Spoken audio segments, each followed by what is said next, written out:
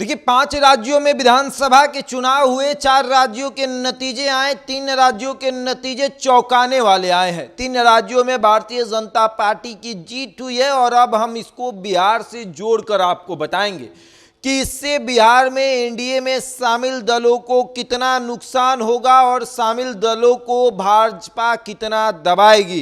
तो बिहार से जोड़कर बताएंगे और आपको ये भी बताएंगे कि किस तरीके से जो प्रचंड जीत हुई है उससे चिराग पासवान को नुकसान होगा, जीतन राम मांझी को नुकसान होगा, पशुपति पारस को नुकसान होगा। और वो कैसे होगा, अब सब कुछ आपको बताते हैं। सबसे पहले आते हैं कि मध्य प्रदेश, राजस्थान और छत्तीसगढ़ में जिस तरीके से भारतीय जनता पार्टी की जीत हुई है उसकी वजह से अब जो है बिहार में चिराग पासवान, जीतन राम मांझी, उपेंद्र कुशवाहा, पशुपति पारस को नुकसान होने वाला है। और ये नुकसान कैसे होगा, तो नुकसान ऐसे होगा कि जो लोकसभा के चुनाव होंगे बिहार में 40 सीटें हैं और जब इन तमाम दलों ने, जब चिराग पासवान की पार्टी या फिर पशुपति पारस की जो पार्टी है वो राष्ट्रीय लोक जनशक्ति पार्टी या फिर उपेंद्र कुशवाहा की पार्टी हो या फिर जीतन राम मांझी की पार्टी हो, इन तमाम नेताओं ने अपने अपने स्तर पर एक बड़ा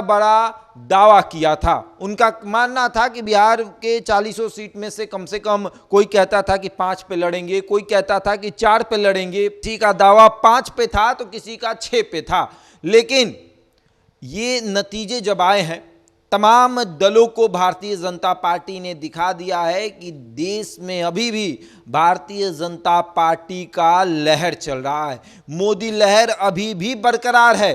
और ये नतीजे बिहार के 40 सीटों के नतीजे पर भारी पड़ने वाले हैं। हालांकि ये विधानसभा के नतीजे थे, लोकसभा के नतीजे कुछ और होते हैं, लेकिन माहौल तो बन रहा था कि 5 राज्यों में जब चुनाव आएंगे और उसके नतीजे आएंगे तो उस नतीजे के तौर पर सीट शेयरिंग का भी फॉर्मूला तय हो जाएगा कि कैसे क्या करना है। यानी कि भाजपा अब धीरे धीरे कमज़ोर पड़ रही है, तो कमज़ोर पड़ेगी तो अपने गठबंधन जो शामिल दल हैं उनका सहारा लेगी, उनको वो मजबूत करेगी और उनके सहारे अपने आप को मजबूत करेगी। लेकिन अब देखने को ये मिला कि भाजपा खुद मजबूत है। भाजपा ने ये दिखा दिया कि 5 राज्यों में चुनाव हुए, 4 राज्यों के नतीजे आए, 4 राज्यों के नतीजे में 3 राज्य तो हमारे जिम्मे हो गए हैं, तो अब हम मजबूत हैं।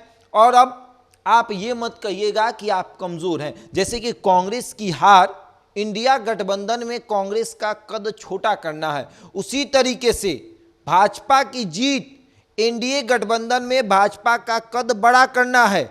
और भाजपा का कद जब बड़ा होगा तो चिराग पासवान का कद घटेगा, जीतन राम मांझी का कद घटेगा, उपेंद्र कुशवाहा और पशुपति पारस का कद घटेगा।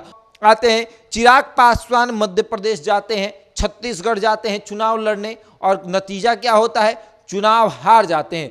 उनकी हार पर, अपनी हार पर चिराग पासवान जश्न मना रहे थे, अपनी हार पर वो मोदी के जीत का गुणगान कर रहे थे। अब समझिए कि चिराग पासवान दल बदलू निकले, वो मध्य प्रदेश में भाजपा के खिलाफ अपना उम्मीदवार उतारते हैं, छत्तीसगढ़ में भाजपा के खिलाफ अपना उम्मीदवार उतारते हैं और उसके बाद क्या करते हैं, उसके बाद वो गुणगान करते हैं मोदी का। वो कहते हैं कि अकेला सब पर भारी है।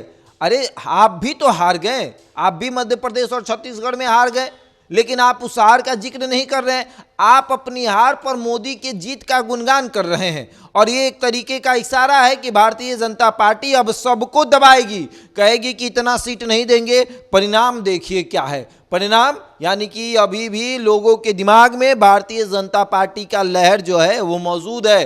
भारतीय जनता पार्टी की छवि अभी भी बेहतर है और अगर बेहतर है तब हम आपको नहीं देंगे। यानी कि मध्य प्रदेश, छत्तीसगढ़, राजस्थान के नतीजे बिहार पर भारी पड़ने वाले हैं और आप कैसे भारी पड़ेंगे वो हमने आपको बता दिया। और अगर आप हमारे YouTube चैनल पर नए हैं तो चैनल को सब्सक्राइब कर लीजिए, फेसबुक पर आए हैं तो फॉलो करिए और इस वीडियो को ज़्यादा से ज़्यादा शेयर करिए। धन्यवाद।